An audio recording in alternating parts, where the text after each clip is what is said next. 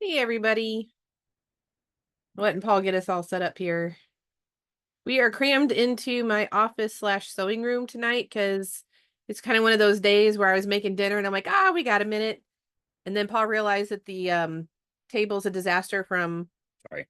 Saturday Live Clinic. So we were like, we'll just cram in here and do it. So That and I just keep stacking stuff up over there right now. So that's true. oh well.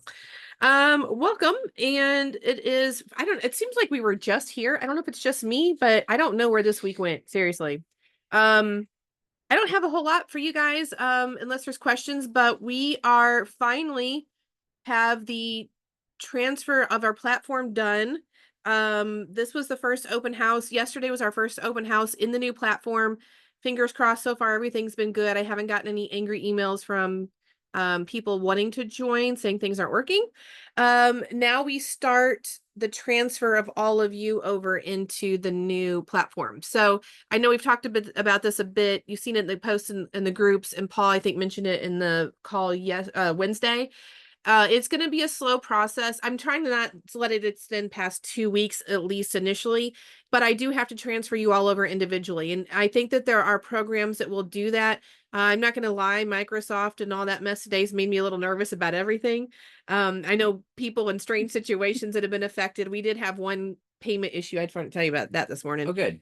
that seemed to be linked to that. So now that seems to not be affecting us, and the new platform had a minor hiccup in emails this week, I feel confident to proceed. So I'm hoping I will get all of you into the new platform by, let's see, by the end of the month.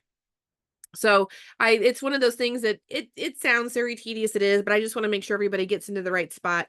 So thank you for bearing with us. I'm very excited when we get in there. I think that there's got 35 people in there poking around, and we got a new community in there. I'm very excited for it. We're going to continue to keep this on Facebook group only for now. And then when we get a little further along, and I know everything's working, we will start to um I guess migrate that way. And I don't think that will be difficult because I can post things in both. And the Zoom link, we do everything through Zoom now in there. So it won't interrupt anything. But I'll keep you all updated as we go. And I think that's all I have about that. I will say I am taking the weekend. I need a mental health break between dealing with, I think some of you have seen my posts, and I did talk about it last week over the Sewist issue. I can handle it and deal with it. However, it does take its toll. You all never, it doesn't matter where we all stand on politics. It affects every single one of us every day in some way, shape, or form. And the ads really just kind of sometimes get to me. So between that and the platform transformation, I feel like I've been working nonstop. So I'm going to sew this weekend. I haven't done that, but maybe five. I said thank you, Dawn. I haven't done that for maybe 5 hours since we've moved, and that was last October. Yeah. So Yeah, it's been a while. I actually went, and I can't believe I'm going to say this out loud, but I bought a sewing machine that's brand new in a box. um, Historically, I'm not that person, but I'm a Janome person, and I love all my vintage machines, but I want something that I can free motion quilt on a little bit better. So I have an HD9 coming. I was really sad I couldn't take it home today, but they have to order it, and that's okay. Um, so yeah, I'm going to take a little bit break this weekend, but next week, because the platform switch is done, we are going to get to the point where we're back on track with business school. So I have a list of things that I'm going to get up into the modules for you guys in the group, especially the intake form, which I realized I hadn't done yet, the Google business page, and then I'm going to finish that video on the website setup. Those are the three main things people have been asking for. So I will have those up this week. I'm very, very excited to finally focus on something else. And if there's anything you guys need, please feel free to drop it into the group. That way I can put it on the list of, I try to do everything in priority on what you guys are asking for. So, thank you for that. Yeah. I am excited to sew too. I started a few blocks today, and of course had to undo all of them because it's been a while since I've done angles. So yes, remember to mark a 1/4 inch on each corner when you're doing an angle. That's my advice. So I do have one topic that was mentioned. Tammy and I don't remember who else, somebody else was, but they were asking about how you kind of keep your sanity and keep track of the machines you're working on and tagging them. I'm going to let Paul talk about the tagging, and then we'll talk a little bit more about some other things. So All right. careful, we jiggle. Yeah. Oh yeah. So, by the way, I'm not this small. I'm sitting on a shorter chair. Okay. And I'm in front of Paul, Yeah. So I'm on a fold up chair tonight because we're not in our normal and spot. keep bumping the table. All right, there we go. All right. So anyway, as far as tags and tracking machines, so what we did is they were basically just Staples. Staples has yeah, big tags that are like, I don't know, like an index card with a string on it. And I bought them in like toe bulk. tags. Yeah. No. Well, I mean, basically they're blank tags, right, with string, and we actually had a stamp that would progress with numbers as you used it. So I would do I like post pictures of this stuff. 50 at a time. I'd stamp them in the corner, right? So I'd have sequential numbers on my tags. I'd keep them over there, and then when the customer would come in, we'd fill out all their information, and then we had a printer set up that would actually print out labels. But right? since they're not going to do that, Right. They're not going to do that. we did handwritten. Yeah, initially we did handwritten, and it's time consuming and tedious, but we put name, email, phone number, and then Date. make the date, and then a make and model and serial number of the machine. That way we were able to track everything right there on the tag. And if the tag fell off, we could at least figure out what machine it was supposed to go to, right? Because that was the other thing. You don't want to tie those tags onto any point of the machine that could get damaged if it gets yanked on. Don't right? put it on your upper tension assembly. Don't put it on your tension assemblies. Don't put it on your bobbin winders. If you can hang it on the clutch wheel, that's probably the best place, is somewhere on the hand wheel or something like that. But anyway, the other thing that we implemented, and this kind of fluctuated as far as how much we used it, but we did have a color code. And what we did, I'm sure you've all seen the little round colored stickers you can get at just about any place that sells office supplies. And they make them, for yard sales or whatever you're doing. And we had yellow, red, and green. And let's see, how did we do this? Red was when we had either an appointment or a rush, like where somebody was had paid for a fee. So those, we knew that those were immediate.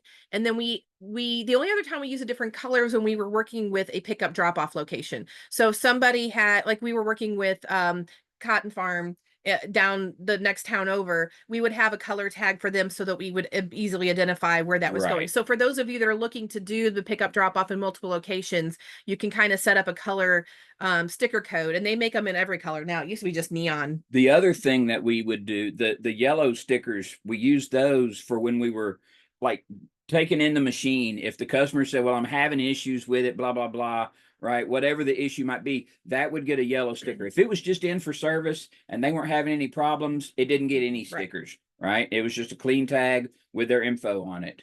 But if they were having issues and there was something wrong with the machine, I'd put a yellow sticker on it, right? And then once it was done, it got a green sticker over the top of the yellow one so that we knew it was good, and then we could take it out, and put it on the outgoing shelf at that point. What am I forgetting? I feel like I'm forgetting something. I think back to before we were doing it shop style, like we were at home. So I know Tammy was talking about how she labels them with parts. And I do think that's one thing I like about those big tags that we were talking about. I'll post links to all these things and pictures so that you guys know what we're talking about with the stamp and all that. What I like about those tags is you got plenty of room to keep notes on. So since you're not dealing with 30 machines a day like we were at that time, you can use the back of the tags to be able to write notes, so that if you notice that you need to order a part, or it's easy to have a note on there if you need to refer to it. So we had a form, which I'm going to post that. I'll do this tomorrow morning. I'll do the intake form where we always did the inventory. We marked down if they had the power cord, foot pedal, presser foot or presser feet, if there were, and then it would have notes on things that were broken or missing. So you want your form to match whatever's on your tag.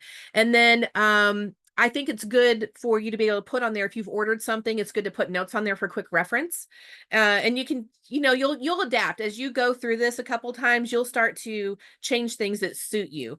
Alita's asking about using a laminated card so they can be reusable. I think that's a good idea as long as you don't run into accidentally erasing, like if you're using a dry Right. erase. That would be my only concern. We had, when especially post COVID, we had a space issue in our shop, and so we would have machines crammed in every little nook and cranny, and I feel like we would probably have erased a lot reaching for something else. Yeah. So the tags, though, I mean, you could even make them, probably, I don't know, I'll have to think about that. I don't know I if you mean, can there's use reusable. all kinds of solutions you Yeah. could come up with. And you don't Yeah. have to use the same tags we did, Yeah. but we bought them by the 100. I think it was actually by the 500. So Yeah. when it you was a watch box for of 500. Staples, They last we forever. got them from Staples, but I think I'll see if Office Depot, because I miss Staples. We don't have a Staples in the Midwest. I'll look and see if there's something comparable with the other brands. What? With the other brands that you could use. But and I was actually using originally, this was really stupid. I was using the tags that you can get from PD60. They're the old school sewing machine service tags, but one, they have wire and wraps instead. Remember those? Forgot about And those. when you're working with a high number of vintage machines, I did not like the wires, but also the stuff that was on there, it was very old school. It was like for people that it's like had everything handwritten, and it just didn't work for me. And I think they were like 50 cents a piece. When you buy the big box of tags from the, in bulk, probably on Amazon even, you're paying like pennies. So I will make sure that we, Alita said, FYI, if you use a Sharpie, you can remove. I did not know that. I never thought about that. She said you can remove the Sharpie with acetone. No, Or without with acetone. acetone. I had no idea. Well, then, yeah, I would definitely try that. Yeah, because I mean, we like to reduce waste where we can. And I don't like, when you're coming from a business standpoint, every dollar counts. So that's an excellent suggestion. Thank you for that. I will make sure to add a note in there with when I put these links up.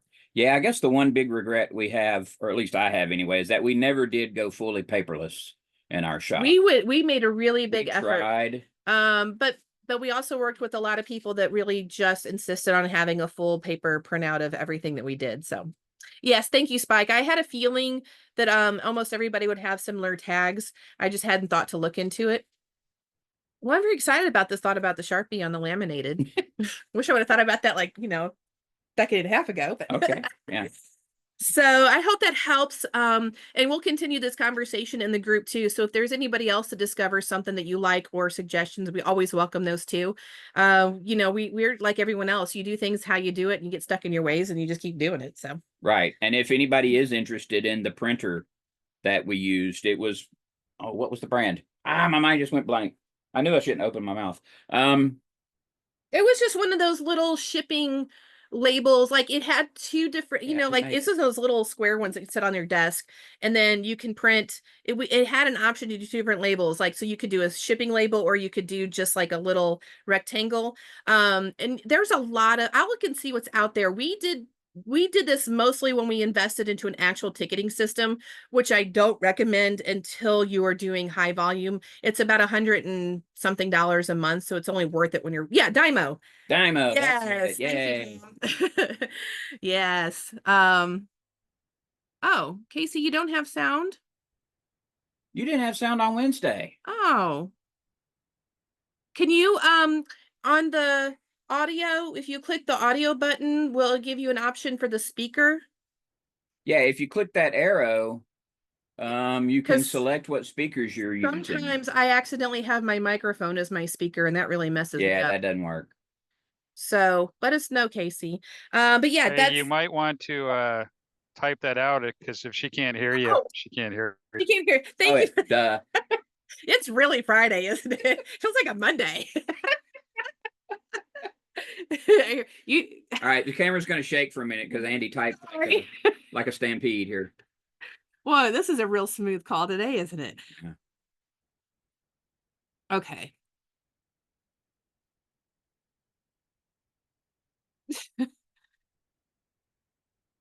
I can't talk. It's like I mean, we're in an earthquake. Hey, there was an earthquake in Chicago this week. Alright. Okay, so that's all I really have. That's the only question I remember seeing in the group. Does anybody else have anything that you'd like to jump in with, or anything good happen this week? There's a lot of people traveling right now, so.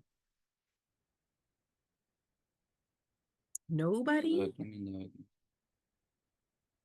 Oh, right there. Oh, there it is. I was scrolling. Oh, and Tom, thank you for posting. Tom posted a bobbin chart in the Yep. business group. I have a blog that goes through the sewing parts online method, which I like too, but I wish I would have had, I took a look at that today, Tom. I wish I would have had that for a while, like a while back, but it's a really nice resource.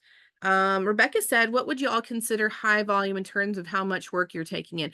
For me, I mean, I think it really depends when you can justify the investment you're going to make on something. So for instance, with our ticketing system, when it came to the point, and what I'm going to post this week is the way that we did intake and the receipt and stuff that went back to the customer. So I was doing that manually through like Microsoft Word, where you have to kind of like copy and paste and do things and fill things out and then print it and do whatever. It works until it gets to the point where you're spending so much more time doing the administrative stuff like that, that you're like, okay, something's got to change. I went through and interviewed with so many different ticketing type systems, and I don't even remember the name. I'll have to look it up, of the one we were using. But they took their prices up about a year before we stopped using Repair them. Shopper. It was Repair Shopper with no E. Had to access. And I didn't even use a fraction of what it offered, but what I liked is that it had one place for me to keep everyone's records. You could text and email directly from the app. I want to say somebody in our group, maybe it was John back in the day, started using it. Somebody in our group started using it. I just don't remember who it was. And if you wanted to get real industrious with it, it even has an inventory Mhm. that you can enter in your stuff and all that kind of, thing. The thing is though, is as you guys know, we don't really keep inventory of parts, because We would have if honestly, if there had been time. I mean, little things like belts and bobbins and things like that, but it's not like you're gonna order a bunch of different tension assemblies No, and those and all things. that stuff, I mean, And most of those things are considered consumables, so you're not using them as a tax right, or you're not having to claim taxes on them or do anything with that either. So when Right. you do your whatever you're obligated to do, the state doesn't include consumables, which is those basic things. So I kind of feel like I only used a fraction of it, but it worked for what I had. I think that at the point that I moved into a ticketing system was when we moved to Kennesaw, maybe. Yeah. So I was probably doing an average of 15 to 20 machines a week is probably when I moved into a ticketing system. Mhm. Because at that Sounds point, right. when you're filling out the form, like in Microsoft Word and using a template, it became so time consuming that it was just like, okay, the investment was worth it at that point. I will put a link in the group about Repair Shopper, and I'll see what else is out there also. So that if you want to take a look at it, and that way, if you want to mentally start planning for down the road when you're ready for that, that would be good. I'm using Repair Shopper in my shop. Are you new to it, Spike? No, I've been using it for probably 7, 8 months now. Oh, good. Do you like it? Yeah, but it's I'm gonna outgrow it, and especially as we open the quilt shop, I'm gonna have to go to something else. Yeah, that When I I will say for something like Quilt Shop, I don't see it's Mhm. definitely not made for that sort of thing. It's not It made was for a Right. retail type yeah. environment. Now the problem I ran into is probably and Spike can probably vouch for this. It's not super intuitive, especially setting it up. Oh, heavens no. It's not. It took me a long time to get it set up. I don't love it. I did like it once it was functioning, and then they would go, of course, it's like anything else when they would change something, it's like, where is everything? But it definitely doesn't work if you're doing like a shop also like retail. Um, I think Right. some people have had good luck with rain. Was it Rainwater? Is that the one that's Rain? Maybe I just saw it today. There's Rain, one that, yeah, Rain POS yeah. system is they've got basically a sister product called Like So, which is used in the quilt shop industry. That Mhm. and there's a couple of others if you're going to be going that avenue. Repair Shopper works. You just need to be, you need to get it set up and follow along with, you know, getting used to using it. Yeah, because it's not as it's not a like what you see is what you get type setup, which is really frustrating to me. I honestly never really loved Repair Shopper at No, all. but the hard part is what probably is Spike. If you've been looking around out there, the hard part is you find things for like small appliance repair. You find something that fits everything but a sewing machine setup. So Yeah. to me, it was really hard to find anything. You just had to find something that was close enough and make it work, Right. unfortunately. Right. So Right. And I've done that. I've made it work, and because I understand modifying templates and all that stuff, I can do that, but it's still, even today, I figured out how to actually get my gross sales, which I needed to do my, and those trying to find the reports on those things were hard. And then don't accidentally forget to pay one month, because trying to find the place where you go to pay was also a headache. yeah, yeah. Well, I would be glad to put a link up for you those that want to look, and I'm going to take a look around and see if there's anything else I would have moved to today if it were me. And I'm hoping that with, back when I started with Repair Shopper, apps were not like in the mainstream yet. So I'm hoping that as we've progressed, that people are coming up with better competitive products to it that might work better for us. So I'll definitely take a look at that. Tammy, Spike, Tammy's asking about, she was asking about the book the little booklet that you made, for your customers, I think. Oh, the little ebook that I made. Yes. Yeah. She was wondering if she could make one like yours to use at quilt shows. If she wants mine, I can give her a copy of it. Okay.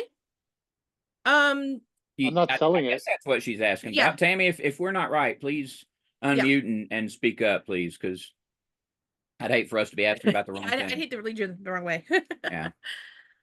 And while that's going on, Barb's asked, oh, the quilt behind me. I did not make this quilt. Oh no, you didn't. This is actually, let's see, in 2016, I was president of a large quilt guild in Georgia.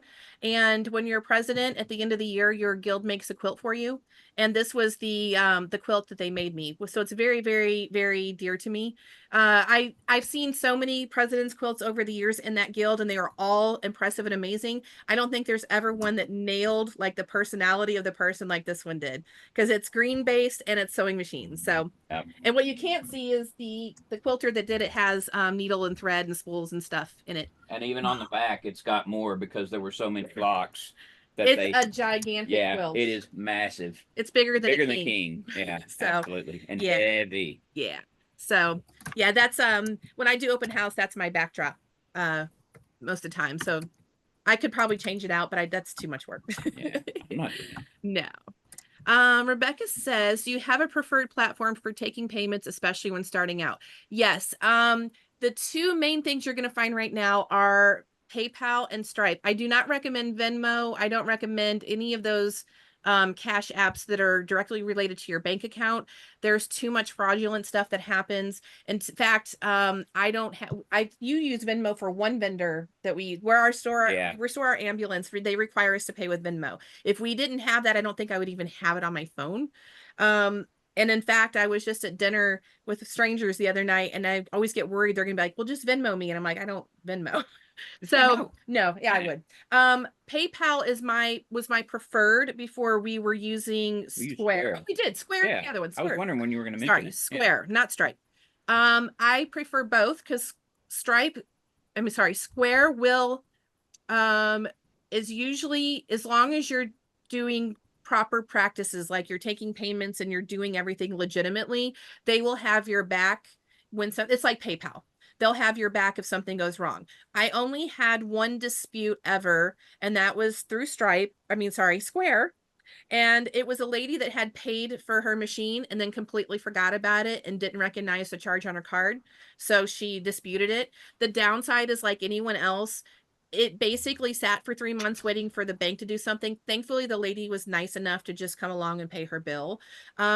But if you do PayPal, never, ever, ever allow someone to do friends and family. We don't do any of that. So make sure it's a business account and business transaction. So PayPal is absolutely my preferred because they are probably the most fair when they're looking at facts. but those are the only two we ever use. And then when we moved into the shop, we didn't do PayPal anymore. We did do Full Square. Right. Square does make a really nice handheld Bluetooth connected device. So for those of you that are looking to do quilt shows and other things as well, that you're selling things, I know everybody knows the thing that connects to your phone, but this is like a Bluetooth, and it prints. What I like is it prints the receipt. Yeah. So, and that's what that helped us have 2 points of proof. I think when we were doing it, we had our invoice that we made, and then the receipt from the transaction. Right. So we usually just printed 2, one that went to them and one that stayed with us. So I did really like Square. I think the fees every purchase is comparable to PayPal, so it's not terribly expensive. And you can transfer your funds the same day. You get a full control over your transfers. So when you really need the money, it's there. And eventually you can even take a loan. Yes, Square. actually through Square. Now it's probably not going to be for those that like, if you are going through periods of growth and you need to make some investments, whether it's tools or something, Stripe came through for us, especially Square. Sorry, you guys, I use Stripe every day, and right now we're going through that madness too. We deal with Stripe online. Yes, we but do. not No. in the shop. In the shop we use Square. With Square, when you build up a repertoire with them, and they are able to watch your behavior, and they see how much revenue that you're producing and things like that, they will eventually offer you a loan. Now they are just a middleman. The loan is not actually through Square. It's probably through one of the many virtual banks out there. So there's an interest rate, but it's one fee. You're not accruing interest, you're not doing anything, but a portion of your revenue will go towards paying off that loan. Right. It was really handy for us in the beginning when we were growing, and it's kind of like there was, it'd be like a delay. People would take a month to pick up their machine. So it helped us get through some tough spots. So Casey's back. Hi, Casey. Oh, yay. Now that you can hear. Yes. So, so I do recommend Square, because when you build that, and I would, if you don't have a need for that loan, don't worry about it when they offer it to you, but I feel like it was nice to have. Yeah, and they take basically they take a very small percentage of each sale. Like 20% when you're paying back. To repay the loan. So you don't have to worry about making a payment or anything like that. As long as you're still doing business and making sales and collecting money, they're going to get their money. Mm-hmm. It's not something you really have to think about every day. Yeah. And so that really did come in handy for us. So that was a good asset. I think PayPal actually does that too. I just haven't used PayPal much enough to really look at that. Let's see. All right. Oh, we have a scroll. Let me scroll here. Yes, Dawn said something for business accounting. You need a budget. I know what YNAB is. It's great for personal budgeting and great. It is. I have heard that too. And they've really changed their app, I think, even. So there is a product out there called YNAB, and it stands for You Need a Budget. For those of you that are getting started, it does really good for personal, but it does help you set up kind of what you need to look at for accounts for business too. They call it, they go by YNAB now. It's for, oh, so it is YNAB? Yeah. YNAB. But I will tell you that, and it does cost some money each year, but it also lets you budget for it, so you're planning for it. But their customer service is out of this world. I have been so incredibly impressed the last 4 years I've used them just for my personal budgeting. That's good to know. I'll put a link in the thing. Yeah. And they have lots of little videos and articles and online stuff. And there's actually a podcast called Beginning Balance. That's the founder of YNAB, and they're just talking. So it's more business oriented with some other things. So it's just really interesting little tidbits there. Yeah. I appreciate that, because I do feel like I can't help you all with that side. I mean, we've had to I would say we're much better at this stage with budget and things than we were back then. Usually it's like when we had a need, you just pay for it. And there's got to be better ways to do it than how we did it. Yeah. It's very intuitive to use, and I like it just for my personal stuff, because you can pull reports off of it. You can say, how much did I spend over the last X period of time on average in this category, for example, and you can see all the trends. It'll do all sorts of things for you. That probably makes things a lot easier at tax time too. Yeah. Yeah. Yeah. But I know, like, I haven't used it yet for business, but I know that it can be used very effectively for business, and I love it for my personal stuff. So I was it's a good wondering point. because I have started to see ads pop up, them advertising the business aspect of it now, and I think that's because that's my algorithm. So that makes sense as to why I'm getting it for business. But I've used them for personal before. I think I even have their little book. They have a book in the library too, or in the well, yeah, probably the library too. Let's see. So Spike, Alita was saying that there's also Zelle, yes, which is a I new have one. not used Zelle yet. Okay, so you think so? Alita says that Zelle, it looks similar to Venmo, using your phone number, email, but find it more secure. That's good to know. I have heard of Zelle. I don't So think it's I've ever only used it. for banks. It will only work with banks. So if you,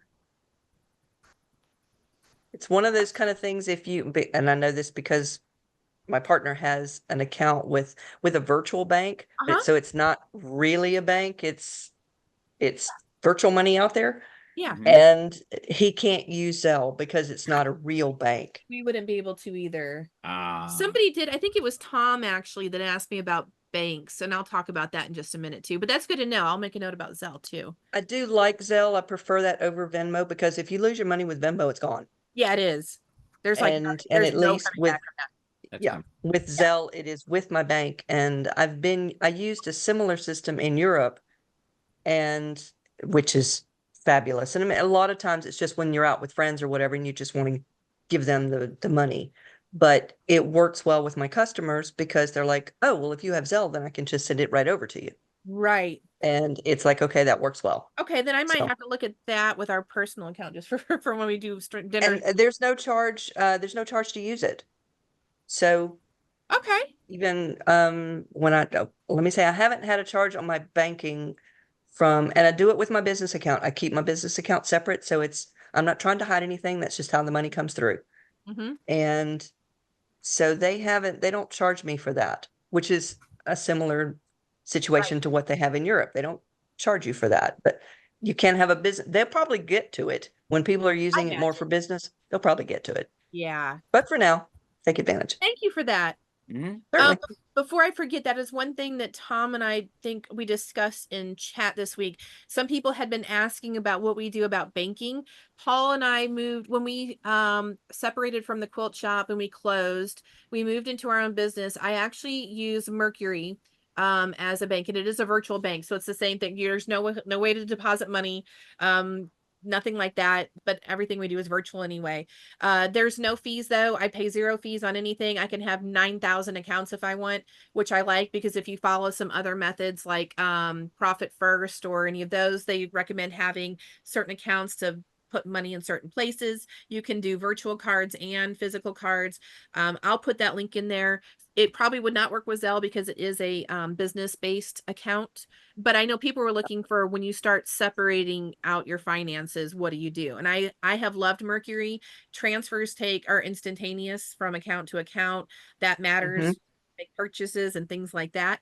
And I'm pretty sure there's probably some others out there. But the one thing I will say about Mercury, during COVID, we had an experience where like a system went down and we were at Cracker Barrel and it was time to pay and we tried every card under the sun and none of them worked. And we called the number on the back and had a human like answer on the second ring. So I will say that when it comes to support and needing something done, we only needed it once, but boy, did they answer it. worked. And I think we had one other issue that ended up being an issue with the grocery store we were at, and they answered and had everything resolved within minutes. So that kind of matters when you're out in the middle of nowhere with cards that aren't working. Mm-hmm. All right, Rebecca has a question. Okay. And it says, when you registered your business with the state, did you use your personal address? My SBA advisor suggested using a UPS box or virtual office somewhere, but I'm not sure I want that expense. No, when I worked from home, I did use our address mainly because it didn't really go on anything.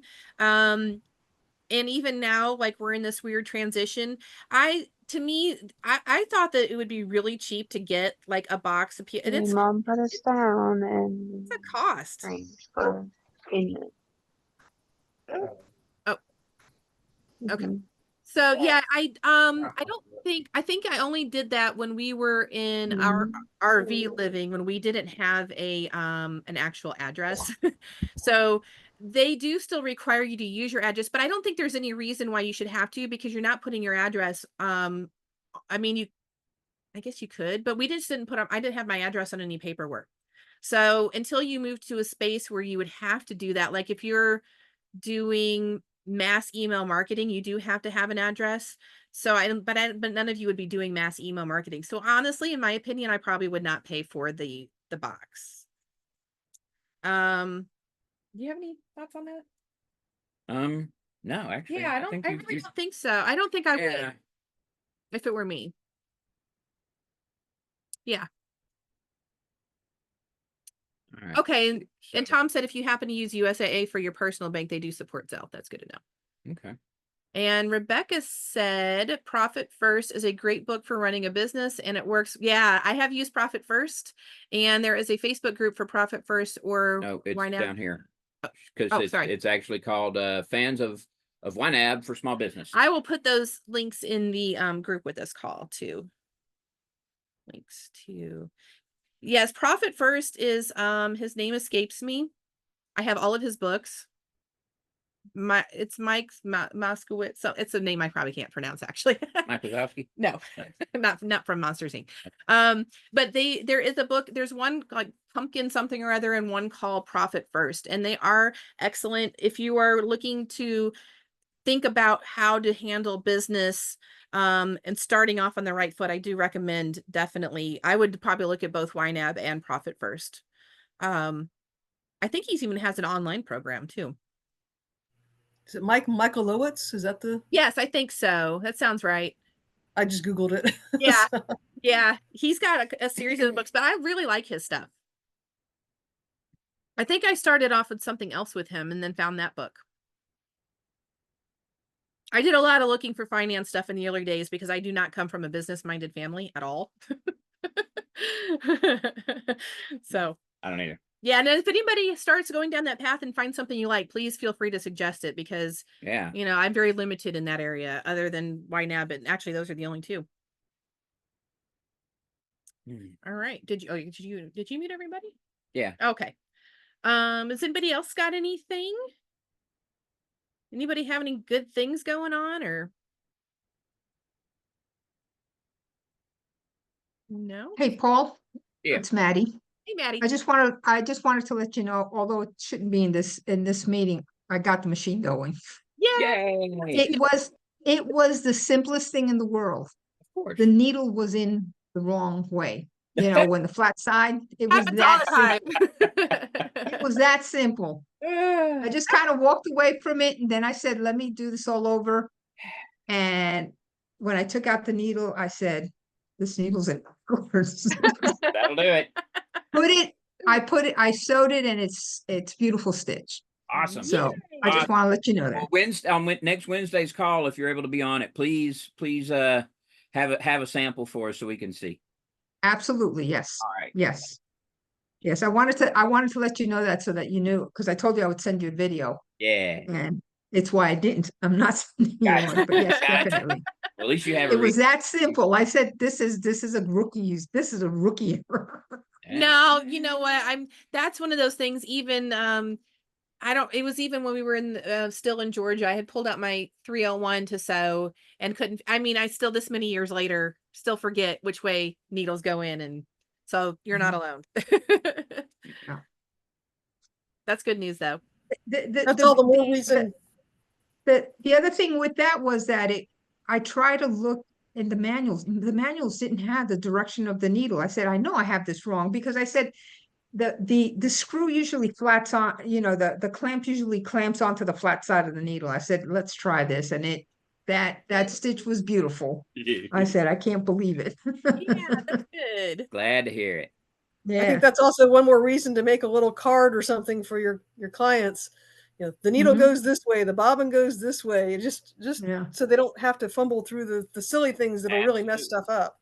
That's also less phone calls for you when they get their machine back and can't figure out why it's not working Oh right. yeah, those are always the fun calls, by the way, when they get home and I'm not gonna lie, those are the motivators to doing all of the extra steps. Yep. So that you have one less phone call, knowing that machine left your house or your shop working, and then you get a phone call and you're like, okay.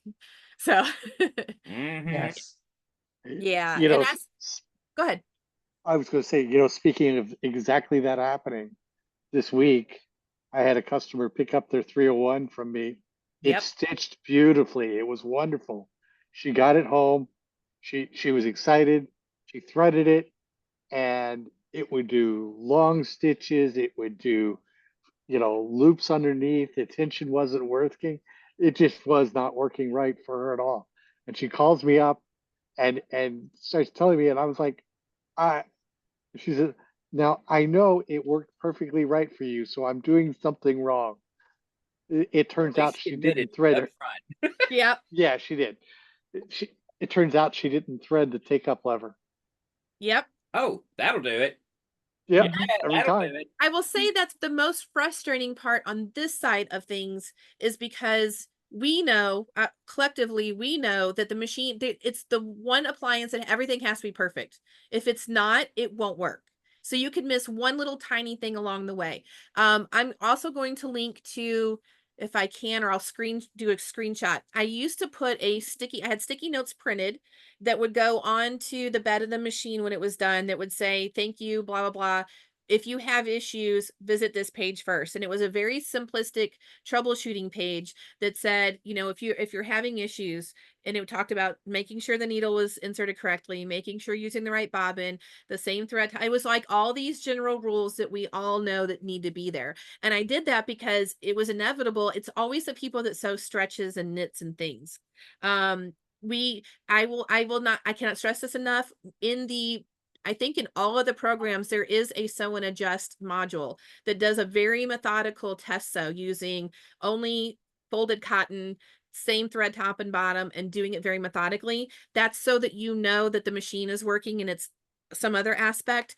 I try to teach my customers that too, because they go home, they don't pay attention what needle goes on there, and then we try to sew a stretch or a knit, then they get mad because they think that they just paid you a bunch of money for a machine that's not working.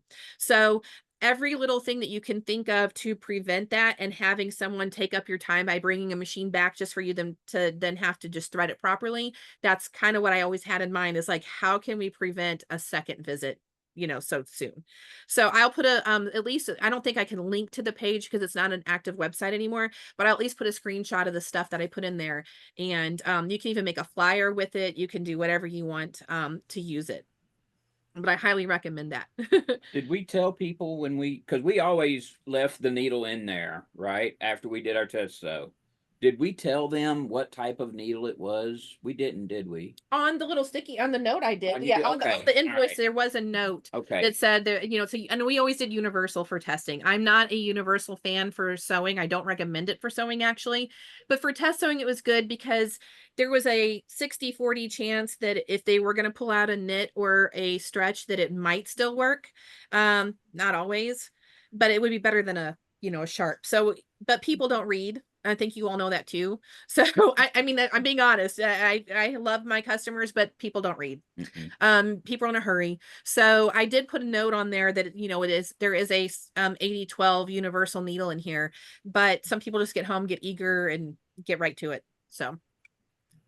But And if leave you're this as- explaining the stuff and giving them information, where they can get the information, you're empowering them. Yes. Which is always, I mean, just from all the communication skills that I've taken in the past, you can answer them, but then you become the expert and they become dependent on you. If you empower them to find their own answers, then it's a much better relationship for everybody. This is your That's why I don't answer anybody in the Facebook groups. Shut up. I'm just kidding. You're fired. But this is exactly the edge that you have over your average dealer-based shop in your Absolutely. area. This is why I tell you all the time, even if you're next door to the shop that's been there forever, when they just don't operate from the same place. They know that they can be, I don't think people are intentionally rude. I think we've just reached the point where people forget what hospitality and customer service really is. And so that's what we foster here. That's why we had no issues with competition or anything, because we did empower people, and people, when they would come in armed, angry already about a past experience in a shop where they were dismissed or told there's no issue with your machine, it's your imagination, or whatever else, that's where Paul and I came in, and we were able to not advocate for them, but like be able to teach them things so they were empowered and they leave knowing that they felt better, just knowing that we had their interest at heart. So that's really your competitive Absolutely. edge. All right. So Alita asked, does anyone do house calls? And I know Spike does on occasion, because you do long arms as well, right? But when we had the shop, the only house calls I ever did was actually to go That's and all you did. pick up a machine. Mhm. Because it was usually I'd get a call from, there were a couple of retirement homes and things like that nearby. And it was somebody who just didn't have transportation, didn't have the strength to actually pick the machine up and move it and all that stuff.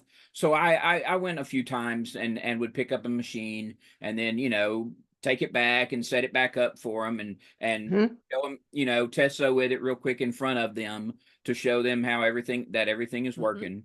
And you get a lot of cookies and stuff doing You that. do. But it was always a pleasant experience. I never had anybody that was rude or anything like that. So it was always a pleasant experience. Now I didn't go and service machines at That was me. anybody's location. Prior to moving into the quilt shop, when my business was fully home based and before Paul joined me, I did not intend to have a business. It just turned into one. And at that time, it was mainly because I was very well connected in my quilt guild and people knew that I was learning about vintage machines and treadles. And this is when everybody's like, oh, I inherited my grandmother's treadle, but we don't even know if it works. But also, I can't lift that thing. So I did, of course, out of kindness, go and look at it. And I did actually service in-house on vintage machines. I don't think I ran into a few occasions where it's almost a little awkward because somebody's like right here and you're trying to do something. So you kind of have to have some boundaries. But I do think if you can swing it, it's within something that you can do especially when you're first starting, there's definitely value in that and you can charge more for it. And if you do it, do charge more for it. Absolutely. Do not let yourself undercharge. I don't know how else to put that, but I really think that there's a value to that because I think that's the future of this industry outside of dealership shops. And that's one reason we have an ambulance that we want to have back in working order. And that's what probably our future business model will look like when we move into franchising and things like that, is a type of mobile business. Because the gentleman that I know in San Diego, I know I talked about this a few weeks ago, he has 2 vans in his fleet now and 3 technicians in San Diego. And he even goes to people's places of business where he can park in their parking lot and he services their machines in the parking lot. I mean, there's so much flexibility to it. You can make sure that you're at the Joann's every Monday to pick up machines or do it in the parking lot. There's so much flexibility in being able to do mobile work. But if you can do in-home service now, when you're building your name and your reputation, you could even get involved with quilt guilds and find a group of ladies that get together and sew. And so if you have like 6 ladies that could go to one person's house on a Saturday while they're visiting and doing their thing, you can sit at somebody's table and do 6 machines in a day. So there's a million and one ways you can do home service that I recommend. I have been asked because I give a lecture to the local guilds and it's Dust Bunnies and Gremlins. Yes. And it's the importance of machine maintenance. Yes. And afterwards, then I've had a couple of people who've come up and asked if I would, yes, if we bring our machines to the same place, would you come to us? And I said, yes, I'm absolutely happy to. And the same like Spike, I have long arms that I have to that I do maintenance on as well. Yeah. So I don't want people bringing me necessarily their long arm head, but I try to go there if possible. And so I was just curious because I haven't had too many people asking about it, but I want to be able to say, yes, I do it. There is a little extra charge for it. And I've said, if I can service it right then and take care of it, I will. But if I can't, I may have to bring it back to my bench. And so they know that. A lot of times the reason people don't ask is because there's an assumption that nobody does that anymore. And that's true. Like outside of you guys, nobody does that anymore. Nobody does that anymore. So I think that when you make it known, the interest will come really fast. I think that you would take so much business away from any other brick and mortar store, and people will be willing to pay that premium because the convenience is unmatched. Like you just not have to do any work and not be without a machine for weeks and weeks has got high value to it. And I've only had one customer who literally stood across the table because she wants to learn, but I'm going, okay.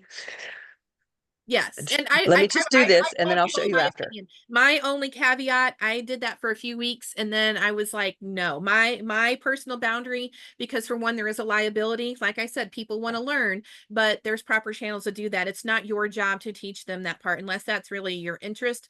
But my strong boundary was you've got to give me my space. Like you can't, Yeah. I don't want to have conversation with you. And I was very polite about it, but my Of rules course. were if you can leave me to myself in my room while I get this done, that's what I would do. So Yeah. you just have to be Otherwise, really like strong. mechanics, I charge you more if you're going to watch. Yep. Absolutely. Or Yep. yeah. And I mean, we even had one of those, we'll charge you more if you try to do it yourself too, Yeah. because that creates so much more work. Mhm. All right, now I'm probably going to mess up this name, and I do apologize ahead of time. I think it's Merzad. Asks, do you include a test sew when you return the machine? Yes, Yes, I yes, always, yes. always, always. Absolutely. Yeah. And if you are, we did what we call triage, where when the machines come in, you do troubleshooting, especially when they said it's broken or it's doing XYZ or not doing XYZ. And if there was a test sew that was really bad, and then we had our good one, I would actually include both and I would do a before and after. But we did not include both if we didn't initially do one. So I think it's great for integrity purposes. And also it's better than throwing away.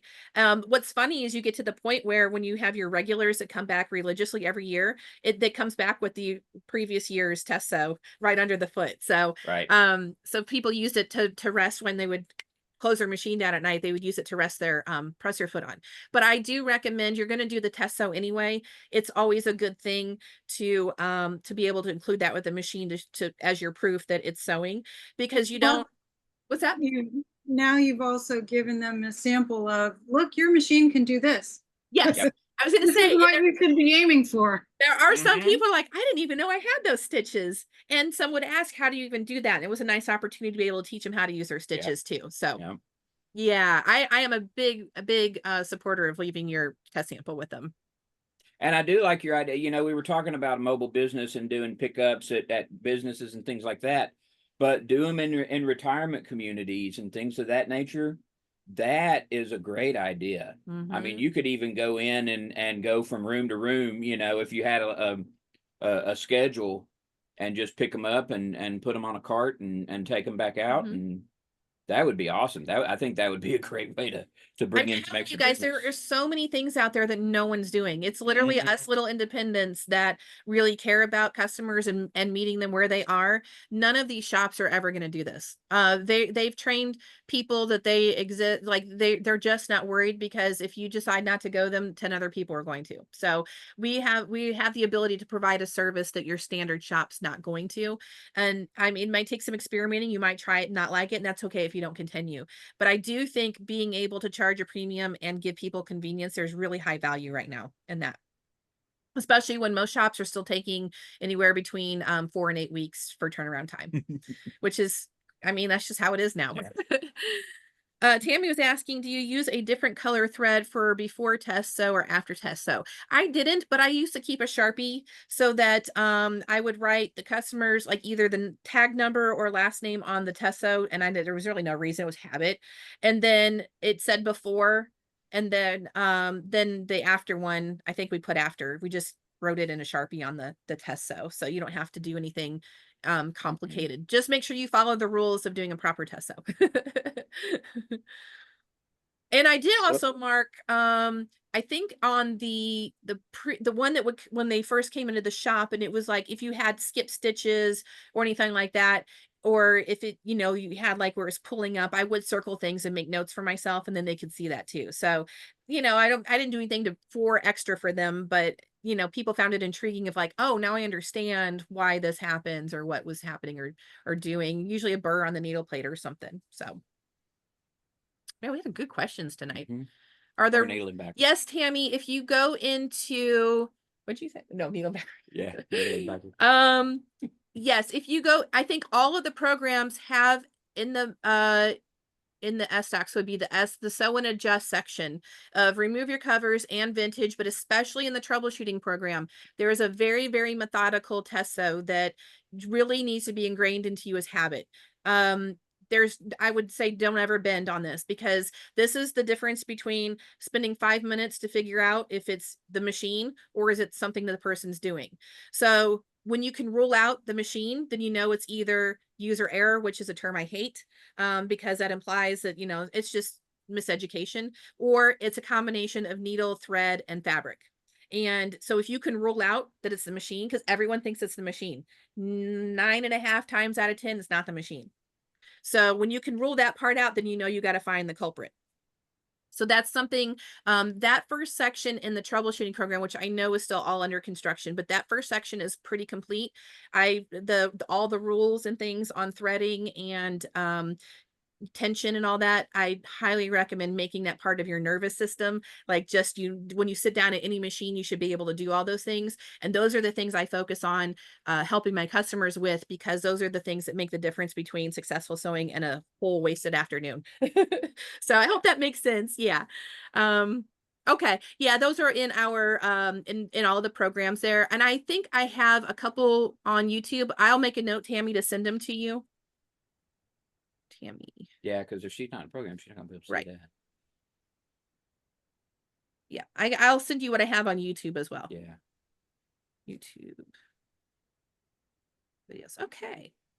Does anybody else have anything? Oh, I have Andy, a question. Oops, Go ahead. No, you go ahead. I have a question. Have you ever thought of maybe like going to schools and stuff, like to teach kids how to, I mean, sewing is not a thing kids do these days, but like It going is, to though. It's getting there. I've seen a couple of young ones, you know, like I'm not a sewist. I am totally intrigued by the mechanics of anything. That's okay too, though. Clocks, machines, if it moves, cars, whatever, if it moves, it's intriguing to me. But I just wondered if that's like even an avenue that would be Definitely. worth The exploring. only reason I think, well, I can speak from experience in Atlanta. It's not something I do because I used to teach quilt. I owned a quilt shop and I used to teach, and it's really not my calling. I loved teaching. I just did not like teaching sewing classes, which is weird. I love quilting all day. I just don't want to teach it. I'm being fully honest. And I think I'd be even worse with kids. I love kids, but I don't know if I want to teach them to sew. That being said, though, one of my longest customers that I knew from the Quilt Guild had bought 9 Singer 99s, straight stitch only machines, and had IKEA tables set up in a room in her house. And every 6 weeks, she would have a new batch of kids that would come in and learn to sew. And she was not computer savvy. She didn't have a website. She had nothing but word of mouth. That's pretty common everywhere. Fabricate in Atlanta does a kids camp that sells out every year. I think if you make it available and work at it, it will fill up. Homeschools programs need the co-ops and all that. They would definitely take you up on this stuff. Home ec is coming back around. We would Yeah. get phone calls a lot at the shop asking if we offer classes, and when we didn't, if we knew anybody. And luckily we had a lady that worked with us. Actually, we had a couple of ladies that Deanne, worked with yeah. us that would teach. And Deanne, she actually preferred teaching kids. And I remember there was this one young man, she worked with him for weeks, and I think their first session, Oh, yeah. she met up with him at Joann's. That's right. And even taught him how to go through the quilt, or not the quilt, but the pattern books, to find the pattern that you're looking for, how to find it in there, and then how to read it on the back, and how to search for your fabrics and your notions and all that stuff. So, I mean, she was really, really in depth.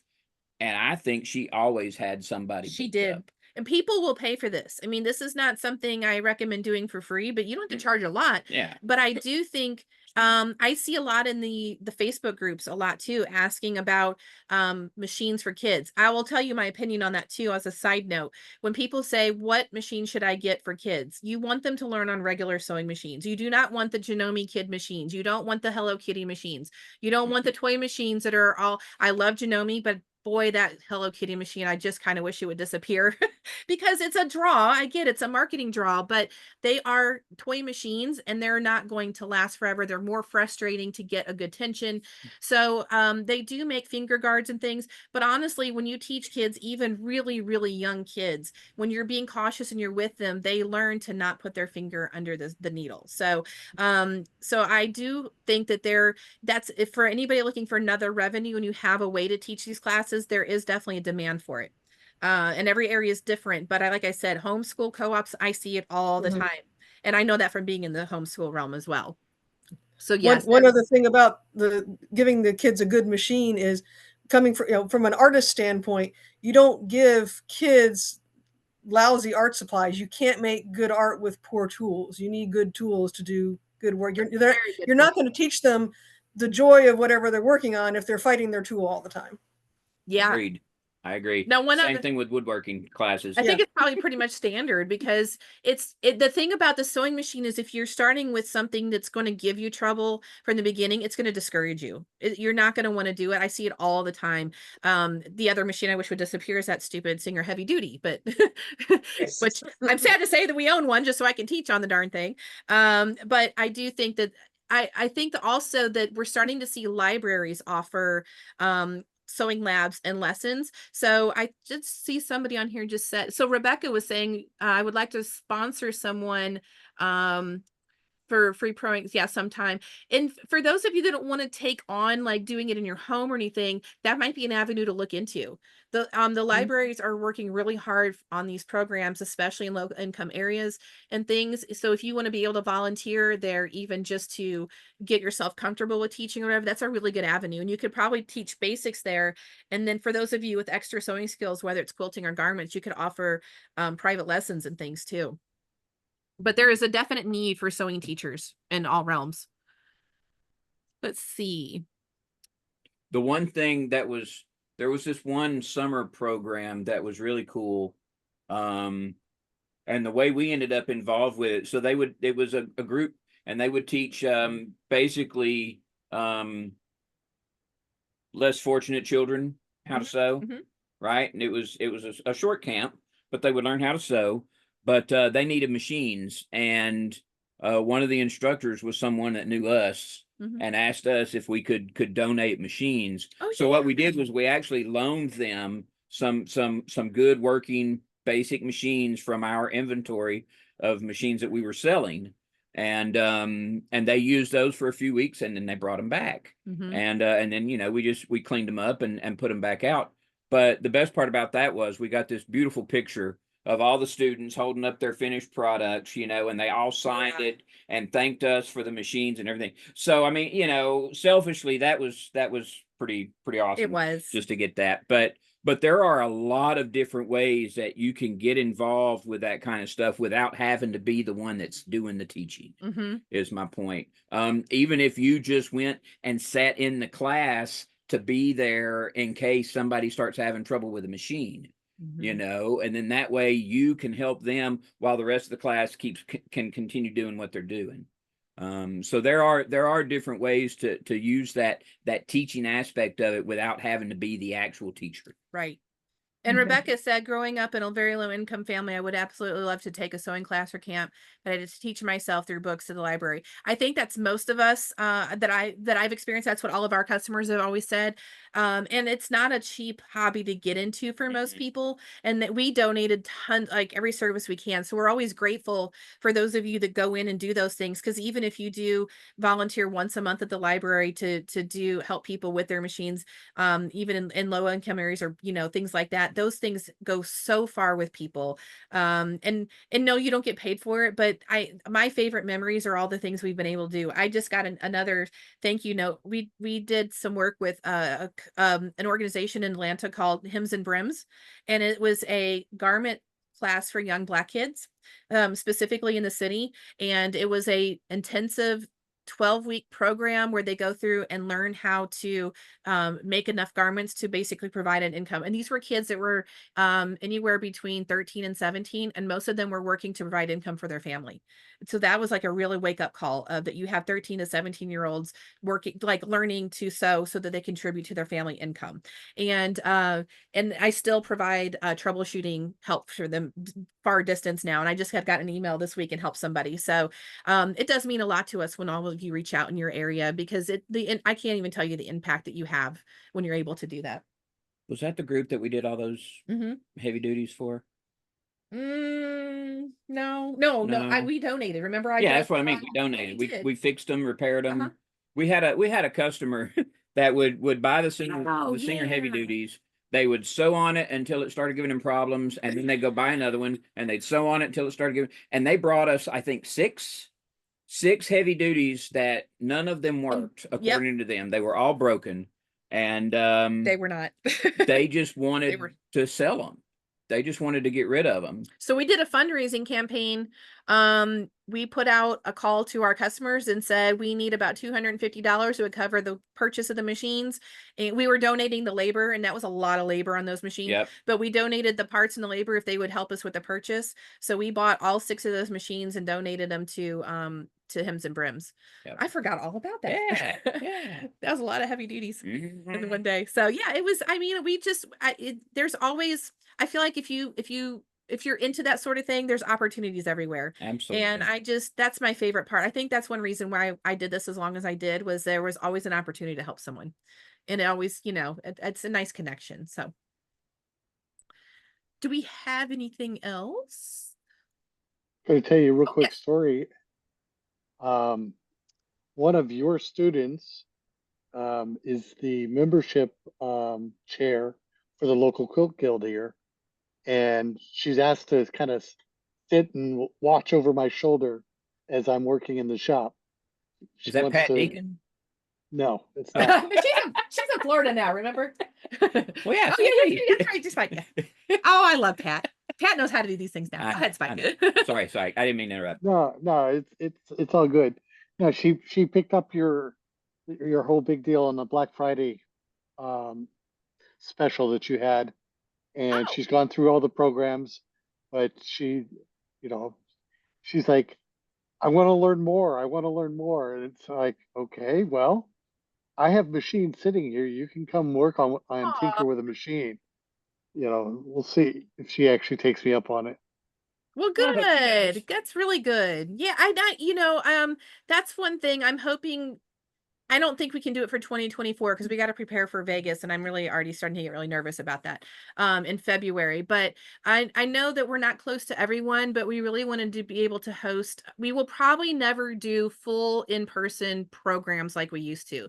That is an undertaking that I don't think we would have room for, but we are looking to do retreats again. We did do a test run back in 2 years ago now. Yeah. It's been a Dawn was while. there, and we just did an impromptu 3-day retreat in our shop, but it was kind of a time to gather and do things together and do some extended learning for people already experienced. So that's one thing we're looking at. Alita is asking about Vegas. I am lucky enough to have a seat at a very weird table for me, which is inside the industry. I'm connected with VDTA, SDTA now, which is the sewing Sewing Dealers Trade Association. Thankfully they're headquartered here in St. Louis. That was a total fluke, but I taught there not this year, but the year before. It's in 2023. We went to Vegas. I taught some very basic programs to dealers, which is really weird. And this year we get to teach a timing program. That's what it's shaping up to be. They are still working on a way for those of you, and it's going to be very important for this group, because those of you that will have a tax license and everything, you will be eligible to join SDTA as a member. So they're creating a special membership just for you guys. This is something I pushed for, and I did tell them, if we can't find a way to include the people I work with, there is no point in me being here, because you're asking me to advocate for the dealer, and the dealer has an issue with me. So she's trying to forge a new path for all of us. And I know Vegas is not close for everybody again, but it would cost you your membership, which I think is like $50 for a year, plus maybe like $150 and your accommodations, but they're not charging huge money. This is not going to get you access to the manufacturers, unfortunately. So you're not going to be able to come in and do training with Brother, Janome, or any of that, but we will be teaching live classes there. And this will be the first year. If we can make it all come together with them, we will be there in Vegas. It's a very nerve-wracking thing, because I'm not used to dealing with manufacturers, and that's a very weird space to be in. But the fact that we have somebody trying to forge that path. As far as dates, I think it's it's like mid-February, I think, like mid to late February. I'll think so. post them in the group. I think I have the dates in my phone. And I think she's working on having a source that's going to provide, the only way this is going to work is if they provide the machines, because we can't have, nobody's going to travel with machines, and we can't have 50 different machines in this class. That would just be a nightmare. So dates for VDTA. It's going to be it was at Paris last year, but it's actually at the hotel that's connected to Paris. So it's going to be a little bit cheaper. Thank Okay. God. So I will pass along. I have a meeting with Cindy, a virtual meeting on Tuesday. She's probably going to hound me about my plan. So we're hopefully going to shore this up because it's already July. But as soon as I know something, they are putting together membership for you guys. So I don't know exactly what that means yet, but I'm very excited that we're making some headway. So It may be slow, but we will get there. yes, and QuiltCon is February 20. I think it's right before QuiltCon. So I don't think I'm going to be able to make it to Phoenix because of VDTA, actually. I'd like to, but yeah. So Yeah, I'll it's just too much travel all at once. it is, and I hate to leave you guys for that long anyway. So I will make a note to add the dates for Vegas in there. All right. Andy, you gotta do those on-site convention meetings where you see some websites some of the websites that I follow for other things, they have a convention and they're broadcasting from the I convention and can't. they're I wish I tried to, but the problem with these, this is a trade show, which means these are like the stuff that's proprietary. So these are Right. things that are coming out to the industry. At QuiltCon, I do that, but I can't do that at VDTA, unfortunately. I tried Okay. that. Yeah, she was like, unfortunately, no, because these are their trade secrets and things, and they won't let you do that public. Honestly, it's going through a transition. This has been around for 40 years. And Cindy, it almost folded during COVID. So my first VDTA, when I went for training with Brother and Genome, and I was finishing my certification, was in 2020, literally 2 weeks before the quarantine. We started hearing about COVID while we were in Vegas, and we were like, are we going to be stuck here or something? And it was already starting to decline, because it's kind of like, you see, if you're familiar with quilt market in the quilt world, everything is kind of stuck in what it was doing 40 years ago, and that stuff does not work in 2024. So Cindy saved VDTA from collapsing and came on as the director and said, if we're going to do this, we're going to take this in a completely different direction. First of all, it's not a man's world anymore, which doesn't mean we're going all feminist on everybody, but they did not allow women to teach or do anything in this industry at all. So I did have the honor and pressure of being the first woman ever to teach at VDTA for something. And it was again, very weird situation, but she basically told people, if you're not on board with us doing things differently, you can leave. And so people left. And and that's part of a transition. She knows, everybody knows that the way that the industry looks right now is not working for the customer, and they don't want to hear it. So that's why she brought me in, and that's why we do what we do. The attendance is probably half of what it used to be. So that's one reason that there's flexibility to open up this membership to you guys and go in a new path, because they need people there, and they know that this is the future of our industry. The dealer shops can only last for so long doing what they do. So I'm very proud to have a director of that organization that's willing to do things differently and listen to what you guys are, our path to that, because I can tell her, this is what's out there. This is what people are looking for, and this is what they're not getting. So you all are very imperative to the path that we're forging with them too. And I always say that it's not Paul and I that make the magic in this group.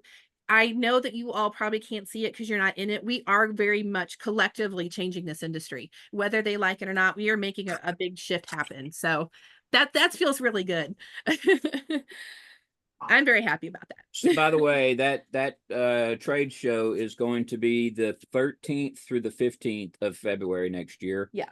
It looks like it's going to be at the Paris and the Horseshoe. That's where is what I was thinking of. the room blocks are reserved, is at the Paris and the Horseshoe. Now, even though it's the 14th through the 15th, I think the actual training classes will take place starting on the 13th. Oh yeah. Education okay. is 13th and Okay. the 14th. Exhibits are the 13th, 14th, and 15th. Yeah. but even if, I mean, if you're able to come, Carrie Carenta joined us last year. She's in Seattle and she's like, this is a weird question, but would you need help? And so we were able to, she did come and help us and we got to meet her in person. But I really think that this year might be a little in the work still, but I think that this is a relationship we're going to be able to foster with them and include more things for you guys. So I would love it when I don't know that will happen in my lifetime, but I would really like it if we could make some headway with at least one manufacturer that understands the gap in the market, and opens up some opportunities for us. Who is it that wants us to?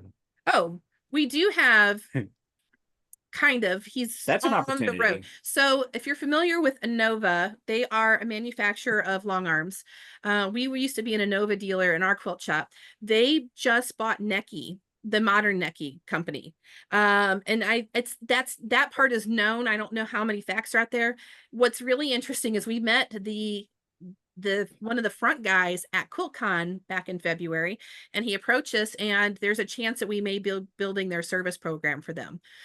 Which I don't know how I feel about that. I mean, that's going to be awesome, but I'm like, that's such an undertaking, and that's But a hell of an opportunity to change do things differently, for the better.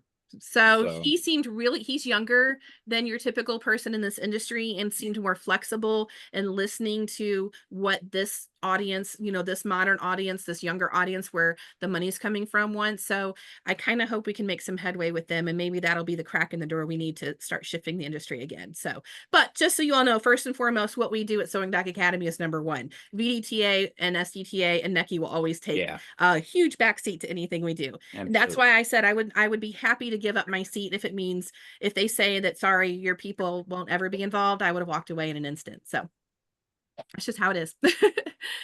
So yep. How are you you're going to be at QuiltCon, Alita? That's awesome. Yeah, if I told Paul, I was like, Phoenix isn't that far from Vegas. Maybe I should just go there first and then, I have a friend who lives in Phoenix, and so there's a group of us coming, some from Europe, some who are not in Europe anymore, and we're just trying to converge. If any of you have never been to QuiltCon and you happen to be close enough to go to one sometime, highly recommend. It is a different world than your traditional quilt show. It's not just for young people though. It's just a whole different, I know everything's different. It's done by the Modern Quilt Guild. Modern Quilt Guild. Yes, by the Modern Quilt Guild. So there are a lot of the exhibits are very, very interesting, especially the quilt exhibits. You'll see more, to me, at least from the other quilt shows that I've been to, it's more artistic. You will see some somewhat controversial subject matter put into quilts. Depends on your point of view, I guess. It never fails. I always hear somebody complaining about, I can't believe they put that on a quilt. Or politics or anything. Somebody clutching their pearls and all upset. But, that's just the way art works. Somebody's always going to be offended if the art is worth anything, in my opinion. So, but it's a very interesting show. Yeah. I enjoy it. The vendors are different too, I think. Yeah, probably. But it's fun. It's nice. I feel like when we get to go, it's like we get immersed in that environment for 5 days, and it's almost hard to leave because it's like this little quilting bubble, and I don't know. Seems like everybody's so happy. It is. It's quilts. That was my first introduction to the two of you was QuiltCon in Atlanta. Yeah. Yep. No, that seems like so long ago. Paul and I were talking about this really old Russian machine that I have. That's the hand crank. Yeah. It was nice to get to meet you and actually, have a conversation. So it was cool. Absolutely. What's funny is also at that QuiltCon, we met about 20 people from the St. Louis Modern Quilt Guild, which just happens to be the second largest modern quilt guild in the country, which shocked me. And then I remember there was one girl walking by, and Paul's like, and it's actually the fleur-de-lis like I have on my shirt. She had one on her, and he was like, she had a patch. And it was, the St. Louis city flag. She had a patch of it on her sleeve, and I just pointed it and blurted it out before I even knew what I was doing. So she ended up stopping, and now I'm in there. And now she's in the guild. So and when we were there in World. Raleigh this last year, I got to meet up with 20 of them at this one and take a picture. So I'm hoping for Phoenix, but the stress of VDTA may cancel Phoenix for me. So guys for hanging out with us. And like I said, this week I will be back on business school, so I have a long list of links to get in there. I will try to get some things in there tomorrow, but they're probably going to be Monday through Wednesday of next week. So if you guys need anything in the meantime, though, please let us know. That's what this group is for. If something comes up and you need answers or some feedback before we can actually get to some learning on that, let us know, because that's what we're here for. So, all right. Well, you guys have a good weekend. I hope you got some sewing in for those of you that sew. Yep. I'm going to try. All right. Have a All right, good you good? weekend. Yeah. Okay. Bye, Bye, everybody. everybody. Have a good weekend. Bye.